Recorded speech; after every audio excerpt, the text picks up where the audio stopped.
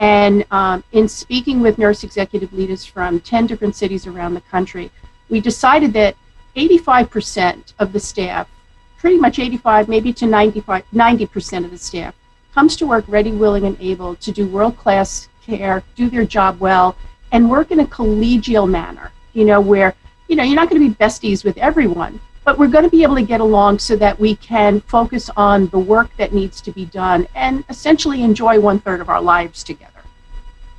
Then there is the other 15%. Of that 15%, we're going to call that 15% the disruptive behavior. And of that 15%, I believe there are two categories. Those folks that are chronically uncivil, and then those folks who are truly bullying. Now, again, with this same group that I was speaking with, we further talked it up to decide that the larger proportion of disruptive behavior, fortunately, is those folks that are chronically uncivil. And then the portion of people who truly engage in bullying, all right, is about 3 to 5% of the staff. Wow. Okay. But you're making a really important point. So while we're talking about a small percentage, the impact is extreme.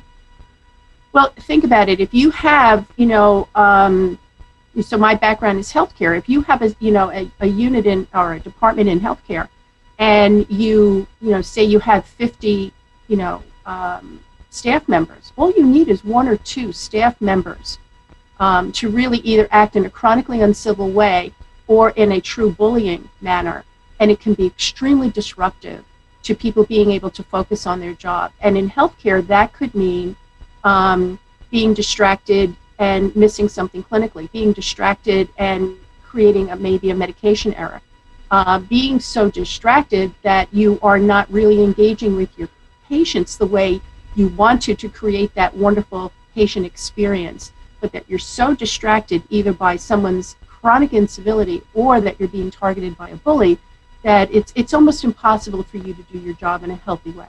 Yeah. So okay, all right. So now we got these 2 buckets. Our bad players here. We got our chronically uncivil and we've got our bullying.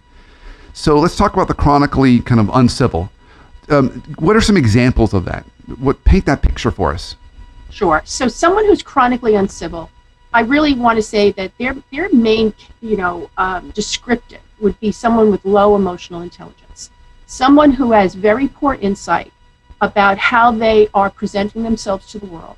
They have very little ability to self-manage, and they have almost no understanding of how their disruptive behavior affects the group. They're not narcissistic in a way of it's all about me. They're just kind of like have no boundaries, no social boundaries, no understanding of this. So they pretty much stopped growth and development at that sophomoric high school kind of level. They're chronically late for work. They never get back from break on time. They, are always on their phone even at meetings. Their body language is inappropriate for the station that they're at in the department. They have emotional outbursts, where, they slam things and do things that, again, are, they have a low boiling point, so their self-management really needs to be worked on. And then it just creates, the way to understand that is, this person is not actually looking to harm anybody. They're not looking to target anybody, abuse anybody, belittle or humiliate anyone. But what they don't understand, what the question you have in your head is, boy, it would be so much nicer to work here if I didn't have to put up with this one. So that, the day you work with the person is far more arduous and distracting than the day that person is off. And that kind of says to you, if it's easier to work in this environment without that chronically uncivil behavior, that's probably the person you have that's engaging in that type of disruptive behavior, which is the larger portion of the disruptive behavior overall category.